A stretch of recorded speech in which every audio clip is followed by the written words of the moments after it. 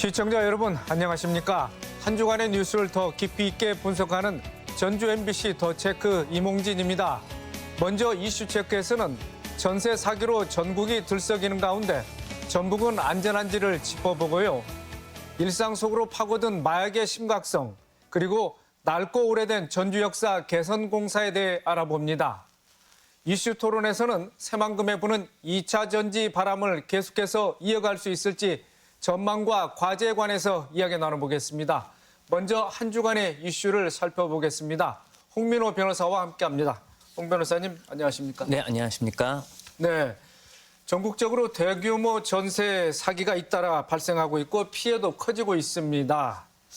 자, 전세 사기 피해 규모 지금 어느 정도나 되는 걸로 파악되고 있습니까? 네, 지난해 7월부터 8개월간 진행한 정부의 특별 단속 결과에 따르면 이 전세 사기 피해자는 전국적으로 약 1,700여 명, 피해액만 하더라도 3,100억 원으로 집계가 되었습니다. 특히 이슈가 되고 있는 인천과 경기 구리시의 피해가 가장 심각한데요. 인천 건축왕 사기 사건 같은 경우에는 피해자가 약 800명-가량이 되고요. 전세 사기 피해액만 500억 원이 지금 달하는 것으로 알려져 있습니다. 특히 이 피해자의 절반 이상이 20, 30대 사회 초년생인 것으로 알려져 더욱 문제가 심각한 상황입니다. 네, 요즘 또 방송이나 또는 신문지상의 주요 아이템으로 부각되고 있는 게 좀 전세 사기 아니겠습니까? 전라북도 역시 뭐 안전지대는 아닌 것 같습니다. 기억을 더듬어 보건대 지난 2019년도였죠. 원광대 일대에서 원룸 사기가 나서 40여 명의 피해자가 발생했는데 이번 전세 사기 뭐 전라북도 지역도 뭐 많은 피해가 우려되고 있는데 어떤 상황입니까? 네, 말씀하신 대로 익산 원광대 대학생을 상대로 한 전세 사기가 아직도 그 피해가 지금 끝나지 않은 상황인데 이렇게 더 큰 전세 사기가 전국적으로 나타나고 있습니다. 또 여기에 대해서 우리 전북도 안심할 수 있는 상태는 아니고요. 주택도시보증공사가 제출한 자료에 따르면 악성 임대인이라고 할 수 있는 집중관리 다주택 채무자의 보증 가입 물건이 전북에만 해도 약 42건 정도로 지금 나타나 있고요. 하지만 아직 드러나지 않은 잠재적 전세 사기 물건들이 더욱 지역 곳곳에 산재할 것으로 좀 예상되고 있어서 좀 아무래도 이 전북에도 전세 사기 폭탄이 지금 숨어 있다라고 볼 수 있을 것 같습니다. 특히 전세값이 가장 가파르게 상승했던 지난 2021년부터 2022년 사이에 그때 상승했었던 이 집값들에 따른 전세 계약 만료 시점이 오는 6월부터 다가오고 있습니다. 따라서 올 하반기 피해 사례가 좀 발생할 것으로 예상돼서 좀 위험성이 매우 높은 상태입니다. 네. 전세 사기가 조직적인 범행으로 확인됐을 경우에는 최대 징역 10년 이상의 가중처벌을 받을 수 있다고 하는데 하지만 혐의 입증이 그렇게 쉽지는 않다면서요? 왜 그렇습니까? 네. 전세 사기로 인한 피해가 잇따르면서 이 사기범에 대한 강력한 처벌을 요구하는 목소리가 커지고 있고 정부도 사기 단속부터 수사, 처벌까지 형사 절차 전 과정에 걸친 협력 체계를 구축하고 전세 사기를 엄정 대응하겠다 이렇게 밝혔습니다. 하지만 이 전세 사기 범행은 통상 사기죄로 처벌이 되는데 말씀하신 대로 이렇게 조직 범행이 되는 경우 또는 피해 금액이 큰 경우에는 이 특정 경제법상 사기죄가 인정이 돼서 10년까지도 이 가중 처벌을 할 수 있습니다. 하지만 이제 문제는 지난 10월 숨진 채 발견된 빌라왕 사례처럼 임대인이 사망할 경우에는 이 공소권 없음 처리가 돼서 형사 처벌 자체가 불가능한 상황이 발생할 수도 있다는 겁니다. 또 이 경우 민사적 책임을 묻더라도 이 상속인들이 상속받은 재산 내에서만 갚겠다, 피해를 변제하겠다 이런 소위 말하는 한정 승인을 하게 되면 소위 피해자들로서는 사실상 피해액을 변제받기는 어렵기 때문에 피해 회복에는 좀 어려움이 따를 수 있습니다. 네. 말씀하셨듯이 전세 사기 피해자들이 사회 초년생들 또 극단적인 선택을 하기도까지 해서 참 안타까움을 사고 있는데요. 이런 피해자들을 구제할 수 있는 방법, 즉 전세금 반환 소송 등은 어떻게 해야 되겠습니까? 네, 임대차 계약이 정당하게 종료되었음에도 불구하고 전세금을 돌려받지 못했다면 임대차 보증금 반환 청구 소송을 할 수 있습니다. 이 소송은 임대차 계약이 종료가 되었음에도 임대 보증금을 돌려받지 못하였다는 것만 입증을 하면 되기 때문에 승소 가능성은 매우 높습니다. 하지만 보증금 반환 소송에서 이긴다 하더라도 이미 집의 시세보다 더 많은 근저당권이 설정되어 있다면 경매를 해도 남는 배당금이 없어 결국 임차인으로서는 보증금을 돌려받기 어려운 경우가 발생할 수 있습니다. 따라서 소송을 통해 실제로 보증금을 돌려받을 수 있는 상황이 되는지 이런 여건부터 먼저 점검을 하신 뒤 소송을 하시는 것이 좋을 것 같습니다. 네, 그렇다면 자, 원론적으로 돌아가서 전세 사기 피해를 입지 않으려면은 어떻게 대비해야 하는지 뭐 간단하게 좀 설명해 주십시오. 우선 전세를 알아볼 때 꼭 전셋집의 등기부 등본을 받아봐 그 권리 분석을 좀 해보시기 바랍니다. 예를 들어 집값 대비 전세 보증금이 과도하게 높지는 않은지, 등기부 등본상 집의 소유자와 임대인이 동일한지, 압류나 가압류가 기재되어 있지는 않은지 등을 좀 확인하셔야 하고요. 특히 다가구 다세대 이런 주택들의 경우에는 세입자들의 보증금이 등기부 등본에 나와 있지 않습니다. 따라서 공인중개사나 임대인에게 꼭 먼저 임차한 세입자들의 보증금의 총액이 얼마인지, 빌라의 시세보다 높지는 않은지 이런 것들을 좀 확인을 하셔야 되고요. 많이들 아시겠지만 입주 시에는 꼭 전입신고와 확정일자를 받아두시기 바랍니다. 네, 알겠습니다. 다음 이슈로 넘어갑니다. 최근 강남 학원가 일대에서 마약 음료 협박 사건이 발생해 충격을 주고 있습니다. 우리나라에서 일어난 일인가 싶을 정도로 믿기지 않은 일인데요. 마약이 우리 일상생활에 이미 들어와 있다는 얘기인가요? 네. 보통 마약이 청소년들에게 직접적으로 마약이다 하고 접근하는 것은 아니지만 살 빠지는 약, 공부 잘하는 약 이런 것들로 둔갑해서 접근합니다. 그러다 보니 이 학생들로서는 외모와 공부에 관심이 많다 보니 이 마약이라는 걸 인지하지 못하고 경계심을 쉽게 무너뜨리기도 하죠. 또 그러다 보니 마약 문제가 과거처럼 일부 유학생이나 클럽 등지에서만 퍼지는 것이 아니라 이제는 우리 주변 누구에게도 일어날 수 있을 만큼 대중화되었다는 점이 큰 문제입니다. 이제는 길거리에서조차 마약을 접할 수 있게 된 만큼 좀 개개인이 좀 더 경각심을 가지고 이렇게 해야 되는데 아직은 설마 내 주위에 마약이 있겠어? 이런 생각들에 좀 그런 경각심이 좀 높지는 않다. 그래서 더 피해가 나도 모르게 발생할 수 있다. 이런 상황인 것 같습니다. 네, 전북 지역도 더 이상 마약 청정지대가 아니겠다는 말씀인데, 자, 전북 지역 마약 범죄 사례의 양상은 어떻습니까? 네, 최근 전북경찰청 마약범죄수사대는 마약류 관리법 위반 혐의로 10대 여학생을 불구속 송치하였습니다. 이 여학생은 지난달 19일 SNS를 통해 디에타민을 판매한 혐의를 받고 있는데요. 이처럼 10대, 20대들에게도 이 마약이 가깝게 퍼져 있다는 것입니다. 이 통계를 보더라도 지난 2018년 9명에 그쳤던 도내 10대와 20대 마약 사범은 2021년에는 38명, 지난해에는 61명으로 증가했고 그 중에서도 10대 마약 사범도 4명이나 있었습니다. 이 검찰은 최근 성인은 물론 청소년이 마약과 관련된 범죄가 급증하는 만큼 경찰이나 전주 출입국 관리사무소 등 관계 기관과 함께 합동수사본부를 구축하고 신속 수사와 범죄 목적 불법 체류를 단속하겠다 이렇게 밝혔습니다. 자, 그렇다면 10대와 20대 어떤 경로로 해서 마약과 함께 마약을 그렇게 쉽게 손에 넣을 수 있겠습니까? 네, 아무래도 SNS 같은 이런 텔레그램, 특히 다크웹 이런 것들에 대해 손쉽게 접근을 해서 이런 채팅 몇 번만 주고받으면 저렴하게 마약을 구매할 수 있다. 이런 점이 가장 크게 마약을 가장 접하게 되는 경로인 것 같고요.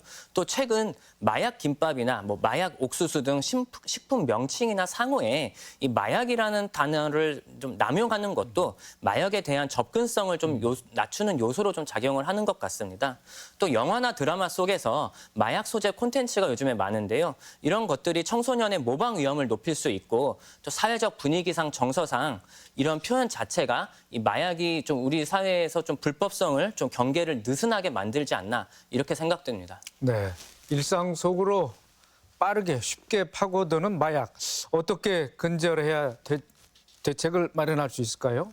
네, 전라북도의 경우 마약 범죄 근절을 위해 마약 범죄 특별수사본부 전북 지역 수사실무 협의체를 구성했다고 합니다. 이 청소년을 대상으로 인터넷을 통해 유통되는 범죄나 상습 투약과 같이 중요 범죄를 엄단하고 통관 검사를 강화하겠다. 그래서 마약 유입을 원천 차단하겠다. 이런 계획인데요. 하지만 워낙 점조적으로 움직이다 보니 단속이 쉽지만은 않을 것 같습니다. 네. 자, 오늘 마지막 이슈입니다. 전주역 그동안에 이용하는 승객에 비해서 공간이 협소하다는 지적을 받아왔는데요. 전주시가 최근 개선 공사를 하겠다고 밝혔습니다.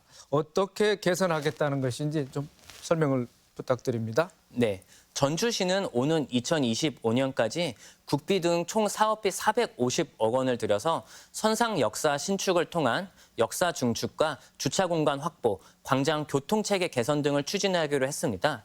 1981년 전주 역사 건립 이후 42년이 경과하며 역의 시설들이 많이 노후가 되었고요. 그동안 이용객들이 증가하며 연간 325만 명에 달하는 이용객들이 다녀가고 있지만 이를 수용하기에는 협소한 60석 규모의 대합실과 부족한 편의시설들로 이용이 불편하다는 지적들이 많았는데 이를 반영한 것으로 보입니다. 네. 말씀하셨다시피 선상 역사, 선로 위에 역사를 세우겠다는 그런 발상인데, 자, 이런 건축 방식 어떤 장점이 있고 기대 효과는 어떻습니까? 네. 한옥 지붕 양식으로 지어진 현재의 전주 역사는 이 전주를 찾는 관광객이 만나는 전주의 첫 번째 풍경이라서 인기가 좀 많았습니다. 따라서 이 전주 역사를 철거하지 않고 뒤편에 새로운 선상 역사를 신축해서 이 과거와 미래가 공존하는 역사다. 이런 이미지를 위한 것으로 풀이되는데요. 이번 전주역 신축을 위한 디자인이 또 국제 설계 공모를 통해 선정된 것이라고 해서 좀 많은 기대를 좀 모으고 있습니다. 또 신축 역사가 설치되게 되면 지상 3층, 지하 1층으로 계획돼 현재 여객 시설 대비 대합실과 고객 편의시설 이런 것들이 3배 이상 크게 확장될 예정이라고 합니다. 네. 자, 전주 역사 개선 공사를 하게 되면은 공간이 3배 정도 늘어난다고 합니다. 앞으로 이번 올 추석부터는 또 SRT가 또 운행을 시작하게 되고 그 이후에 열차 증편이 되게 되면은 충분한 수용 공간이 될지 어떻게 분석이 되어 있습니까? 네. 지난 이슈 체크 시간에도 오는 9월부터 전주와 수서를 오가는 SRT가 상행과 하행 각각 2차례씩 신규 운행될 것이라고 말씀드렸습니다. 이 수서행 SRT는 그간 익산, 김제, 정읍과 같은 호남선에만 국한돼 전주와 남원 등 전라선 운행 지역의 주민들이 많은 불편을 겪었습니다. 그래서 SRT 왕복 운행이 되는 것은 좋은데 그러면 이미 혼잡한 전주역이 더욱 불편해지는 것 아니냐 이런 비판도 있었는데요. 이번 선상 역사 신축으로 인해서 이러한 불편도 해소되고 앞으로 SRT를 이 전라선에 추가 증설하더라도 충분히 수용한 가능한 역이 될 것으로 개선될 것 같습니다. 네, 그런데 오는 2025년까지 공사가 진행되면 그렇지 않아도 지금 일대 교통이 복잡한데 더 혼잡 우려가 있습니다. 어떤 대책이 세워져야 할까요? 네, 아무래도 지금도 이미 전주역이 많이 불편한 상황인데 여기서 큰 공사를 하게 되면 교통이 더 막히게 되는 거 아니냐 이런 우려도 많습니다. 좀 이것 때문에 이제 전주시에서도 고민을 좀 많이 하고 있는 것 같은데요. 6월 초부터는 일단 기존 주차장 부지 이용과 일반 차량의 진입이 좀 제한될 것이라고 알려져 있습니다.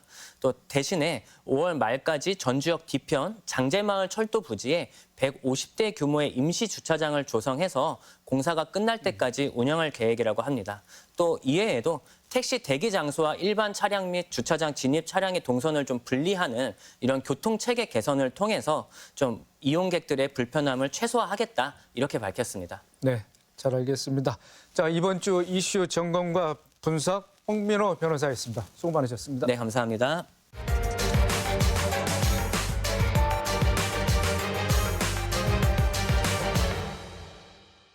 이슈 토론 시간입니다. 새만금 산업단지의 2차 전지 관련 기업들의 입주 계약 소식이 이어지고 있습니다. 수천억 원에서 많게는 1조 원이 넘는 대규모 투자 계약인데요. 오는 6월 말로 예정된 산업통상자원부의 2차 전지 특화단지 공모 사업에도 청신호가 켜졌습니다. 새만금에 부는 2차 전지 바람 계속해서 이어갈 수 있을지 전망과 과제 이야기 나눠보겠습니다. 토론에 참여할 세 분 모셨습니다. 오택림 전라북도 미래산업국장, 문봉섭 새만금개발청 산업진흥과장, 이중희 전북대학교 나노융합공학과 교수입니다. 세 분 안녕하십니까? 안녕하십니까? 자, 이주희 교수님, 최근 많이 듣게 되는 말이 2차 전지인데, 자, 기존 전지라는 개념과 어떤 다른 개념이고, 또 이렇게 부각하고 있는 그 요인, 배경은 어디에 있는지 좀 설명을 듣고 싶습니다. 네. 그 2차 전지라는 것은 전기 에너지를 화학 에너지로 바꾸어서 저장을 하는 것을 이야기를 하는데요. 특히 2차 전지라는 것은 그러한 충전하고 전기 에너지를 충전하고 방전해서 쓸 수 있는 것을 반복적으로 하는 것을 우리가 2차 전지다 그렇게 이야기를 합니다. 최근 들어서 2차 전지 시장이 급성장을 하고 있는데요. 그 배경에는 전 세계적으로 기후변화가 아주 심각하게 일어나고 있습니다. 그 대부분이 온실가스 방출로 야기되는 것인데 전 세계적으로 온실가스 감축을 위한 노력들을 하고 있습니다. 그 중에 하나가 전기자동차가 되겠는데요. 그 전기자동차의 급속한 성장, 또 신재생 에너지가 급격히 깔리고 있는데 신재생 에너지 단지에서 발생하는 전기를 저장할 수 있는 장치가 필요합니다. 그래서 이로 인해서 2차 전지 시장이 급속도로 성장을 하고 있습니다. 네, 그렇군요. 자, 2차 전지의 시장 규모라고 할까요? 뭐 어느 정도고 또 세계 속에서 우리 한국이 차지하고 있는 점유율 어떻게 파악된 게 있습니까? 좀 자세하게 말씀을 해주시죠. 2020년 기준으로 전 세계적으로 약 60조 정도 시장 규모가 형성됐다라고 생각을 하는데 그게 약 2030년이 되면 약 460조 정도로 평창을 할 거다. 약 8배 정도가 되는 겁니다. 그래서 굉장히 급속적으로 이렇게 평창을 하고 있고 특히 전기차용 배터리 경우에는 매년 현재 50% 이상씩 성장을 하고 있는 것입니다. 그래서 이제 주로 이 배터리 시장을 보면 한국, 일본, 중국이 3국이 주 메인 그 리더들이 되겠는데 특히 한국 기업들이 굉장히 강세를 많이 보이고 있습니다.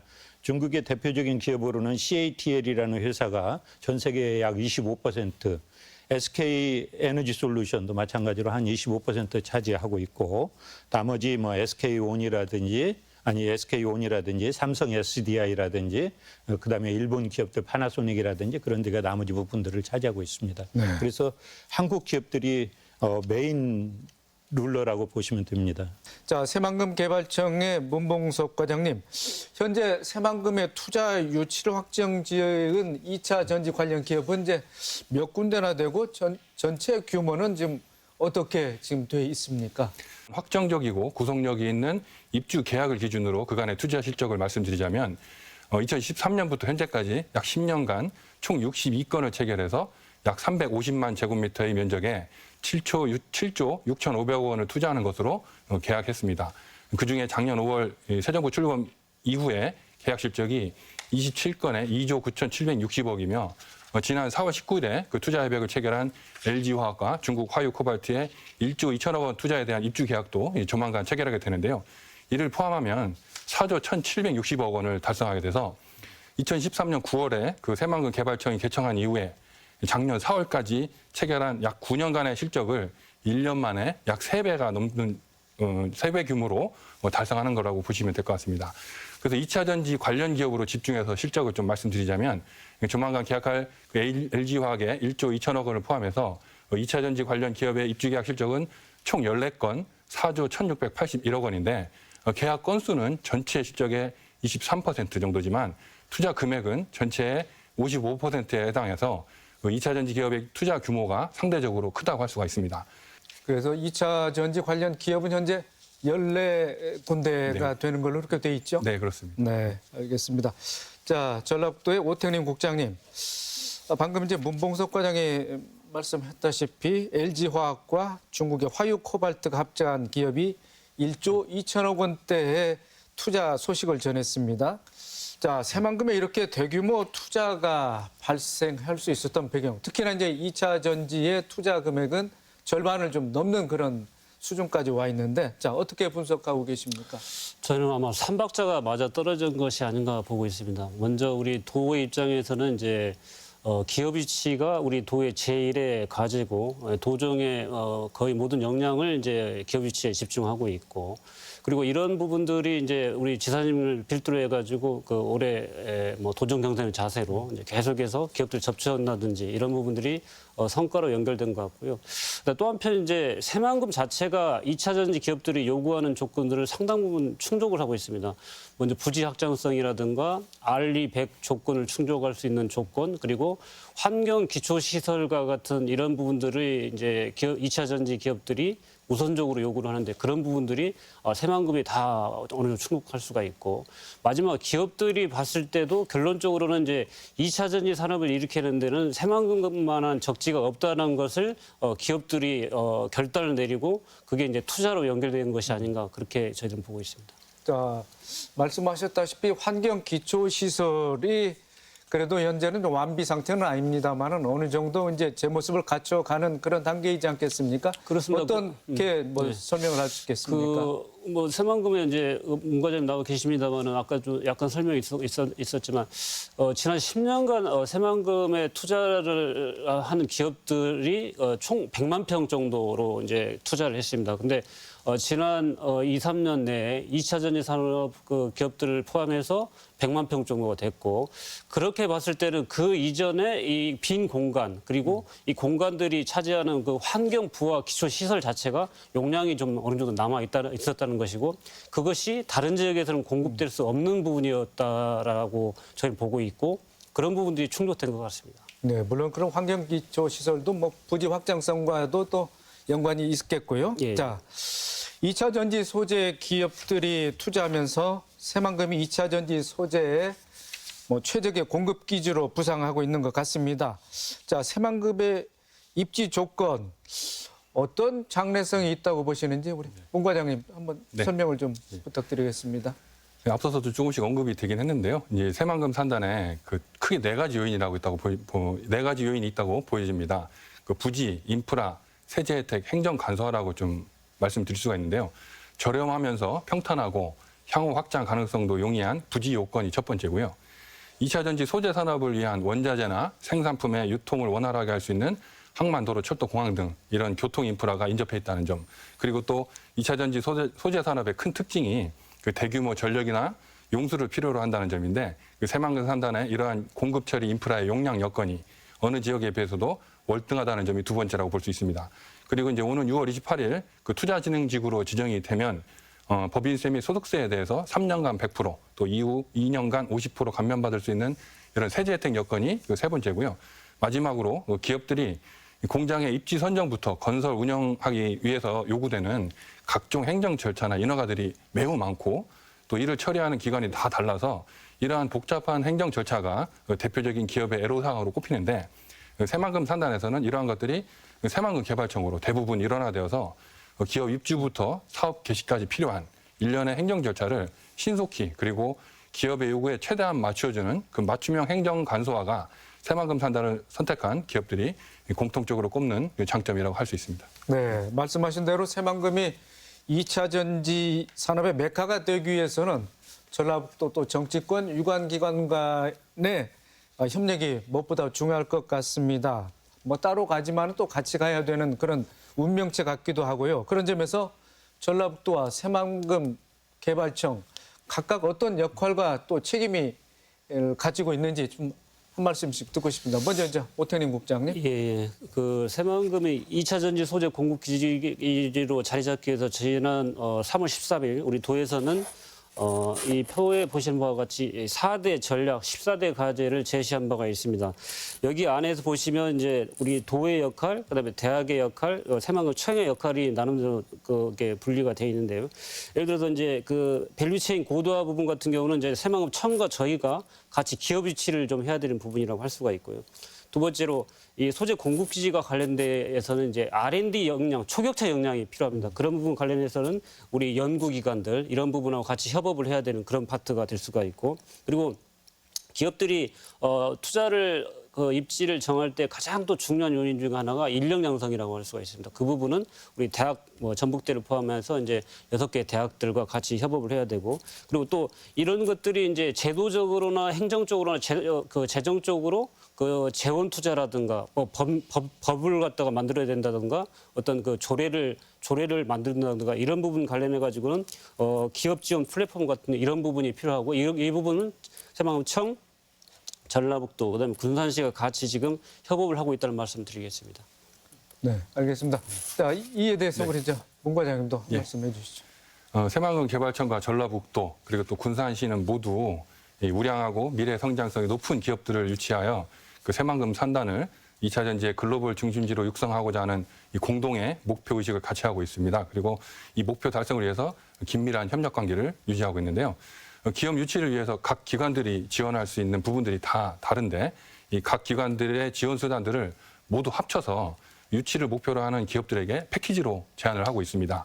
그리고 또 이제 각 기관들이 해당 기업과 같이 한 자리에 모여서 기업 측이 필요로 하는 사항을 청취를 하고 해결 방안, 지원 방안을 같이 모색하는 자리를 수시로 마련해서 우량 기업들이 새만금을 선택할 수 있도록 긴밀히 협력하고 있습니다. 네, 알겠습니다. 자, 오 국장님, 새만금에 이제 대규모 투자 소식이 들리고 있지만 또 도민들이 궁금해하는 점이 과연 일자리 창출로 직접 이어지는가 또는 지역 경제에 언제부터 또 효과를 나타낼 수 있는가 이런 점을 궁금해할 것 같습니다. 자, 기대 효과 어떻게 분석돼 있습니까? 아까 그 문 과장님께 말씀하신 것처럼 이제 투자 위치 기업이 이제 14개 기업에 이제 4.1조고 돈의 전체로 봤을 때는 약 21개 기업에 약 5조 정도가 좀 됩니다. 그 직접적으로 이제 일자리는 저희가 파악해 보니까 한 5천 개 정도, 정확하게 4,300개 정도 일자리가 창출될 것이고, 그다음 이를 통해서 생산 유발 효과는 약 10조, 그리고 부가가치 유발 효과는 약 4조 3천억 정도가 됩니다. 4조 3천억이라는 규모는 저희가 그 GRD 2차 산업 GRDP가 2021년 기준으로 12.5조 정도 되기 때문에 아마 거의 30% 정도의 상승 효과가 된다고 볼 수가 있고요.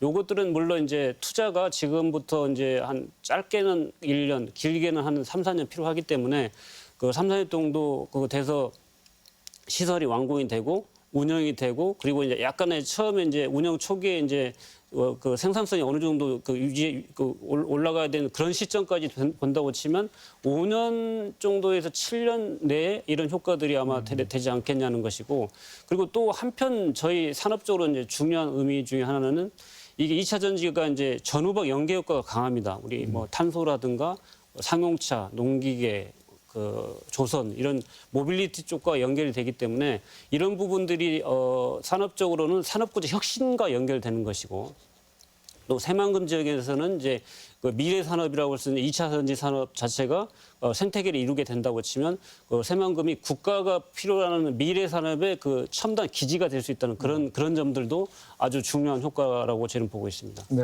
향후 한 5년에서 7년 정도 후에 뭐 가시적 효과가 나타날 것이다 이렇게 말씀하셨는데, 자, 문 과장님 며칠 전에 뭐 EP캠텍이라는 2차 전지 관련 업체가 뭐 준공식을 가졌지 않겠습니까?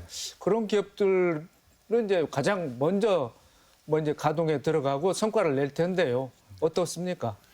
네, EP캠텍은 이제 이렇게 2차 전지 기업들의 러시가 이루어지기 전에 새만금 선택을 해서 초기에 입주한 기업입니다. 그래서 아까 말씀드린 14개 2차 전지 관련 기업들 중에 첫 번째로 공장을 준공을 하고 첫 번째로 이제 생산품을 생산하게 되는 그런 좀 기념적인 그런 기업이 되겠습니다. 그래서 앞으로 이제 그 전해질을 생산을 하게 되는데 잘 아시겠습니다만 이제 소재 산업이 우리나라가 많이 부족했는데 중국 등 해외 의존도가 높은 소재 산업이 이제 국산화되고 앞으로도 이제 많은 기회들에 있어서도 그 해당 기업들이 좀 더 많은 활약을 할 거라고 기대를 하고 있습니다. 네, 알겠습니다. 자, 이 교수님. 그런데 한편에서는 미국이 이제 전기차 배터리 공급망에서 중국을 퇴출시키려 하고 하니까 중국 업체들이 메이드 인 코리아 마크를 달기 위해서 뭐 새만금에 뭐 진출하는 그런 뭐 꼼수가 아니냐, 또 뭐 자발적인 투자는 아니다, 이런 또 지적이 있는 것도 사실인 것 같습니다. 이 부분에 대해서는 우리 교수님 견해는 어떻습니까? 뭐 그런 측면도 없지 않아 있지만 저는 그렇게 생각할 필요가 없다라고 생각을 합니다. 왜냐하면 우리나라의 2차 전지 산업 같은 경우에는 원소재를 대부분 다 외국에 의존하고 있습니다. 그래서 저희가 항상 수급 불안전 문제가 사실은 안고 있습니다. 그래서 이를 해결하기 위해서는 원소재를 가지고 있는 기업이 같이 국내에 들어와서 한다라고 하면 국내 기업뿐만 아니라 원소재 업체가 서로 윈윈할 수 있는 굉장히 좋은 조건이 이렇게 형성이 됩니다. 그래서 이런 기회는 굉장히 좋은 기회다라고 생각을 하고요. 또 한편 중요한 것은 이러한 기업들이 정말 일시적으로 여기 와서 이렇게 하는 게 아니라 정말 털을 잡고 성장할 수 있는 여건을 마련해 준 게 더 중요하다라고 생각을 하거든요. 그래서 정말 이 기업들이 여기 와서 정말 기업을 잘 할 수 있도록 우리가 어떻게 지원을 할 것인가 그런 것들을 고민을 하고 그 기업들이 성장해서 일자리를 창출하고 그 경제적 파급 효과를 우리 도에 이렇게 나눠줄 수 있는 그런 방안들을 마련하는 게 사실은 더 중요하다라고 생각을 합니다. 네. 오 국장님, 그런 면에서 전라북도가 현 상황을 적극 활용하겠다는 뭐 계획, 아무튼 공격적으로 기업 유치 그 전략을 구사하고 있는데 그렇지만 뭐 세계 경제라든가 정세가 그렇게 한 방향으로만 가는 건 아니고 항상 변동성이 있는 것 같습니다. 거기에 대해서 또 차선의 대책을 좀 마련해야 되는 게 정책 당국자들의 또 책임이고 역할인 것 같은데 뭐 이런 점에서 어떤 대책이라고 할까요? 또 뭐 보관이 있다면 좀 말씀을 해주시죠. 예. 아까 말씀하신 것처럼 이제 IRA의 그 법의 그 영향력을 이제 어떻게 우리가 방어할 수 있느냐 그 부분은 이제 약간 말씀을 해주셨고 거기에 대해서는 이제 우리 새만금청이 이제 문과장이 계십니다만 새만금청 산업부 함께 우리가 뭐 대안을 좀 마련을 해야 될 부분이 하나가 있고요. 또 한편 보면 이제 유럽에서도 이제 IRA와 비슷한 법이 이제 그 CRMM이라고 그 핵심 원자재법이 이제 곧 발효가 될 걸로 보고 여기에서 요구하는 것은 이제 제조 공정에서 CO2를 얼마나 배출하는지 그리고 배출량 자체를 관리를 할 수 있는지 그리고 친환경적으로 배터리를 생산을 할 수 없는지 이런 두 가지 부분이 저희하고 연결되리라고 보고 있습니다. 그래서 이런 부분을 어떻게 충족을 할 수가 있을까? 아마 법안이 발효가 한 5년 정도가 앞으로 이제 된다고 치면 그런 부분 쪽에 우리가 조금 대비를 좀 해야 될 것 같고요. 다행히도 이제 우리 그 도내 새만금 지역에는 이제 뭐 재활용 관련된 그 우리 국내 유수의 기업이 있고 이런 부분 관련돼 가지고 이제 R&D라든가 이런 지원을 통해서 좀 대응을 해야 될 것 같고요.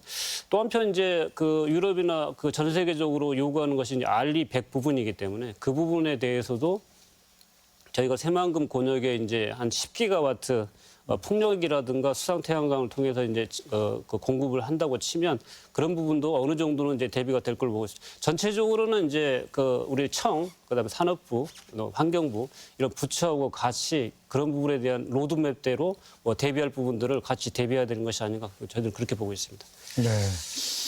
자, 말씀하신 것처럼 새만금 활용 방안에 대해서는 뭐 장밋빛 뭐 전망이 나오고 있습니다만은 뭐 2차 전지 관련 기업들의 뭐 입주 소식이 뭐 쇄도하고 있는데 아직까지는 뭐 실감하기는 좀 어려운 그런 단계가 아닌가 싶습니다. 그렇지만 이제 막 불기 시작한 2차 전지 바람이 계속될지 또 2차 전지가 전라북도 신성장 산업 동력으로 될 수 있도록 삼아되기 위해서는 어떠한 뭐 노력이 필요한지 우리 이 교수님께서는 어떻게 생각하고 계십니까? 일단 그 들어오는 유치되는 기업들이 잘 성장할 수 있는 성장 여건이 마련돼야 될 것 같고요.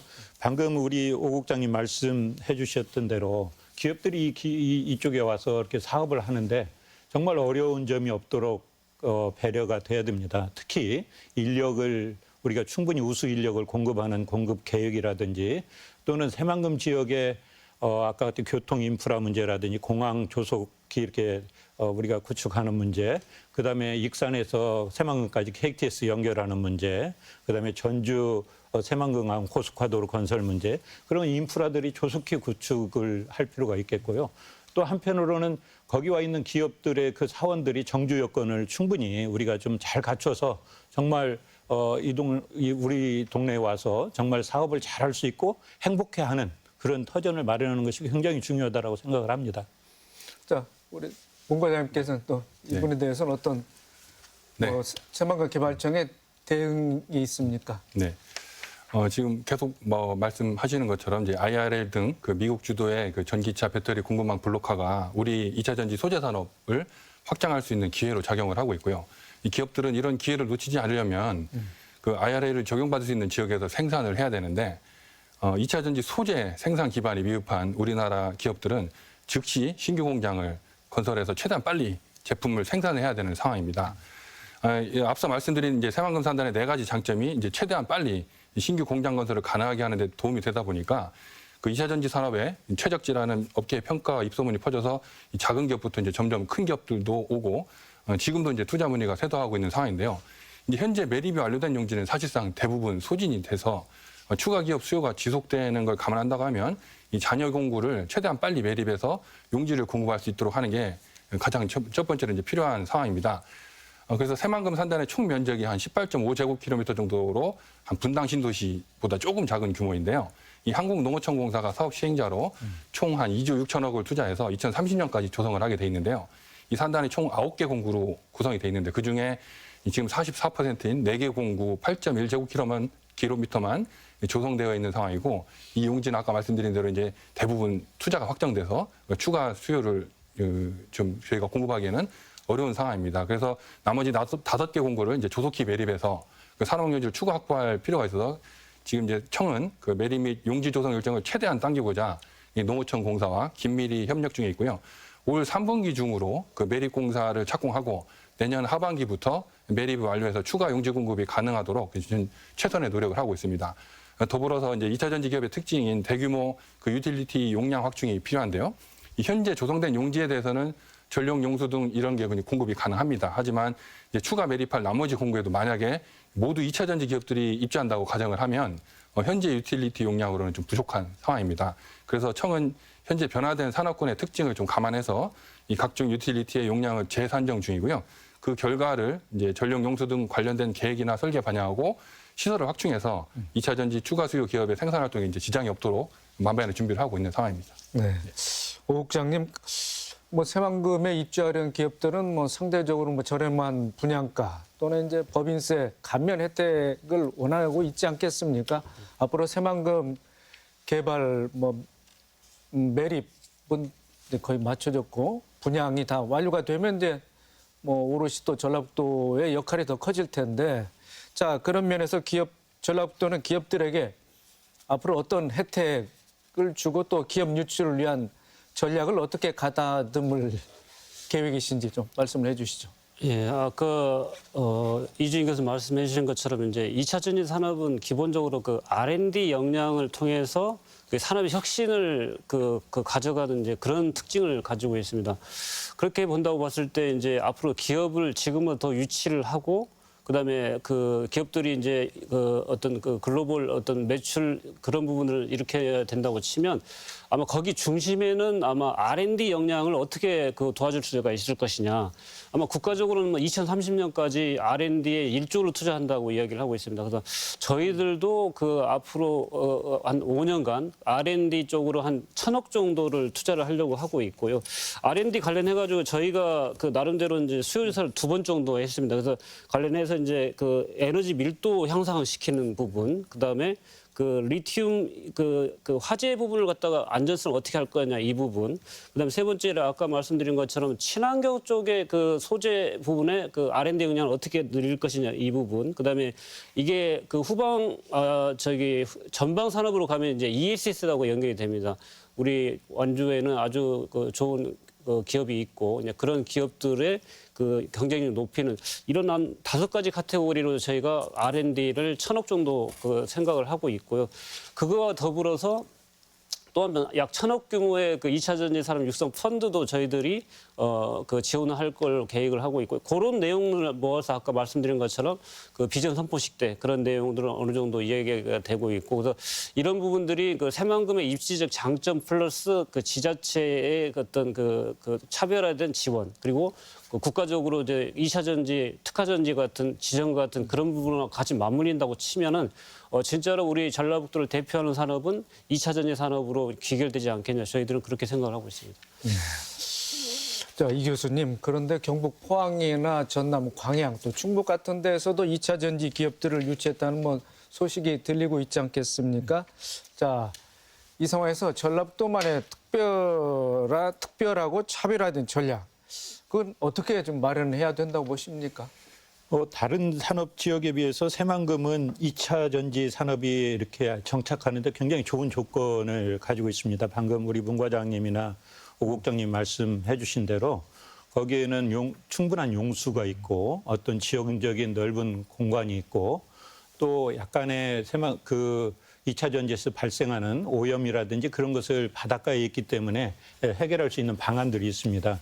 그래서 다른 지역에 비해서는 굉장히 큰 강점을 가지고 있고 또 한편으로는 중국이 아무래도 새만금에 굉장히 가깝지 않습니까? 그래서 원소재가 공급되는데 굉장히 용이한 점이 있습니다. 그래서 그런 장점들도 가지고 있고 그리고 또 사실은 우리 새만금이 아직 터만 닦아놨지 이렇게 아직 없지 않습니까? 그래서 이렇게 먼저 온 기업이 먼저 이렇게 선점할 수 있다는 어떻게 보면 굉장히 큰 장점도 있습니다. 그래서 이러한 장점들을 잘 살려서 한다면 우리가 충분히 다른 지역보다 더 경쟁력이 있다 그렇게 생각이 듭니다. 네. 자, 정부의 2차 전지 특화 사업이죠. 사업 공모가 오는 6월 말로 예정돼 있습니다. 그렇습니다. 자, 사업 준비는 어떻게 하고 있는지 오 국장님 말씀을 좀 해주시죠. 예, 저희가 아까 말씀드린 이제 4대 전략 14대 과제 중심으로 그 새만금청, 대학, 그다음에 R&D 기관하고 같이 세부적인 사업 계획을 지금 마련을 하고 있고요. 그것을 이제 저희가 이제 5월 초까지 이제 산업부에 제출해야 됩니다. 그래서 지금 계속해서 관련 기관하고 회의를 하면서 내용을 조금씩 가다듬고 있는 그런 과정이 있고요. 그다음에 5월 중순 정도에는 이제 산업부에서 이제 저희 그 2차 전산업 육성 관련된 특화단지 지정을 위한 우리 발표 평가가 또 있습니다. 그래서 그때 그런 우리가 내실 있게 그리고 다른 지역하고 차별화되게 이제 우리 산업육성 전략을 제시를 한다고 치면 나름대로는 상당하게 6월 말 정도로 예정된 그 특화단지 지정에 나름대로 상당히 근접해지지 않겠냐 이렇게 그렇게 보고 있고요. 전체적으로는 이 특화단지 지정에서 요구하는 건 두 가지입니다. 기업들이 투자가 어느 정도로 이루어지고 있느냐. 그 점에 대해서는 이제 그 엄청난 속도로 엄청난 규모로 새만금에 지금 이루어지기 때문에 상당히 긍정적인 것이고 두 번째 R&D 관련해가지고 그 어떤 식으로 지자체에서 이 산업 육성에 기여를 할 수가 있는 것이냐. 그것은 아까 말씀드린 것처럼 그 천억 정도 우리가 도비로 그 R&D 지원하겠다는 부분, 펀드도 나름대로 1,000억 정도 지원하겠다는 그런 부분을 통해서 나름대로 차별화된 정책이나 그런 그 과제를 마련을 했기 때문에 그런 부분들이 충분히 전달이 된다고 치면 나름대로는 그 지정에서 경쟁력을 갖지 않겠나 그렇게 보고 있습니다. 네, 알겠습니다. 뭐 세 분 토론자들께서 전라북도 새만금 지역의 뭐 2차 전지 자체적인 뭐 강점과 타 지역에 비해서도 충분한 경쟁력이 있다 이렇게 말씀을 해주셨습니다. 그렇지만 앞으로도 새만금이 전라북도가 2차 전지의 중심지가 되는데 또 선제적인 또 조건을 갖춰야 될 것 같고요. 또 2차 전지 산업 생태계 구축을 위해서는 어떤 방안들이 마련돼야 될지 이 부분을 좀 중점적으로 해가지고 자 마무리 토론 듣고 이 시간 마치도록 하겠습니다. 먼저 이중희 교수님. 2차 전지 산업이 이렇게 육성을 하려면 원천 기술을 가진 강기업들이 많이 있어야 됩니다. 그래서 그 기업들의 기술을 지원할 수 있는 2차 전지 기술에 대한 어떤 기술 지원 센터 그런 것들이 절실히 요구가 되겠고요. 또 기업이 잘 성장하기 위해서는 우수한 인재가 굉장히 필요합니다. 그래서 이러한 우수한 2차 전지에 특별화된 전문화된 인력을 양성할 수 있는 인력 양성 프로그램, 또 기업 지원을 할 수 있는 아까 같은 행정이라든지 행정 업무 간소화, 그다음에 인허가 그런 것들을 좀 간소화할 수 있는 어떤 체계, 아까 우리 문 과장님 말씀해 주셨듯이 그런 것들을 잘 갖추고 또 정주 여건, 특히 새만금에 어떻게 우리 서울에서 빨리 접근할 수 있게 할 건가 그런 것들을 잘 연구를 해서 한다면 충분히 경쟁력이 있다라고 생각이 됩니다. 네, 알겠습니다. 자, 문봉석 과장님. 네. 그 새만금 개발청은 얼마 전에 입주 기업 그리고 또 이제 투자 의향 기업들을 이제 애로 사항들을 접수 처리하는 그 원스톱 지원센터를 개소를 했습니다. 그래서 이를 통해서 기업들이 필요로 하는 지원 방안들을 더욱 세밀하게 파악해서 지원할 계획을 갖고 있고요. 아까 이제 교수님께서도 이제 언급을 해주셨는데 산단에 현재는 이제 공장 부지들만 있는데 계획상으로 이제 주거나 상업 등 여러 가지 생활 지원 시설들이 있습니다. 그래서 이제 산업단지 근로자들의 이런 양호한 생활 환경을 마련하기 위해서 이제 주거나 상업용지의 개발도 지금 서두르고 있고요. 군산 도심이나 익산, 전주 등 인근 도시로부터 이제 출퇴근을 해서 인력을 어느 정도 수급할 수밖에 없는데 그런 출퇴근이 좀 용이하도록 이 교통수단 지원 방안도 현재 검토 중에 있는 상황입니다. 네, 알겠습니다. 자, 오택님 국장님. 예. 거의 비슷한 말씀이 될 수밖에 없습니다만 저희가 볼 때는 이제 기업적으로 봤을 때는 이제 저희가 4대 소재 업체가 다 있지만 이제 완성 셀업체가 없는 것이 이제 하나의 과제가 될 수 있기 때문에 그 셀업체를 통해서 이제 수직 계열화를 완성시키고 그다음에 기업들 소재 기업들 간의 어떤 밸류 체인의 그 연결도를 강화시키는 이제 그런 과제가 하나가 있을 수가 있고요. 두 번째로는 아까 이주인 교수님 아까 그 문과님 말씀하신 것처럼 이 기업들을 지원할 수 있는 R&D 기관이 정말 중요합니다. 그 관련해서 저희들이 특화단지가 지정이 된다고 쳤을 때 거기에 저희들은 이제 상용화 센터라든가 사용 후 2차 전지 센터 그다음에 신뢰성 센터 이런 몇 가지 그 R&D를 지원하는 센터 자체를 기획을 하고 그걸 이제 그 특화단지를 지정받게 되면 그런 부분들이 이제 지원될 수 있도록 그렇게 정부에 이제 제안을 해야 되는 부분이고요. 그리고 기업들이 왔을 때 결론적으로 이제 정주 여건이 좋아야 이게 서로 상승 효과가 일어나는 부분이기 때문에 그 부분 그리고 이 산업 자체가 크게 보면 앞으로 10배 정도 큰다고 봤을 때는 거기에 걸맞게 그 인력 양성의 그 범위가 지금보다 5배 정도 늘어나야 되는 그런 면이 있기 때문에 그런 부분들은 대학하고 같이 또 그 학과 개설이라든가 전문계 고등학교, 폴리텍 전문대학까지 다 아우르는 인력 양성 체계를 만들 필요가 있다는 것이고요. 그래서 이런 4가지 과제를 저희들은 좀 전담하기 위해서 이번에 이제 팀을 새로 신설하는 걸로 저희들은 이제 준비를 하고 있다고 말씀드리겠습니다. 네, 알겠습니다. 자, 오늘 토론해 주시느라 세 분 수고들 많으셨습니다. 그동안 전라북도는 수소 산업과 탄소 산업의 중심지임을 내세웠지만 기대에 미치지 못한다는 지적을 받아왔습니다. 그에 비해 2차 전지 분야는 가시적인 성과를 거두고 있는 만큼 더 큰 결실로 이어지면 더할 나위 없을 텐데요. 새만금에 부는 2차 전지 바람을 돌풍으로 만들지 미풍으로 만들지는 전라북도와 관계기관들의 몫이겠습니다. 그 어느 때보다도 큰 관심을 가지고 지켜봐야겠습니다. 더 체크 오늘 순서 여기서 마칩니다. 시청해주신 여러분 고맙습니다.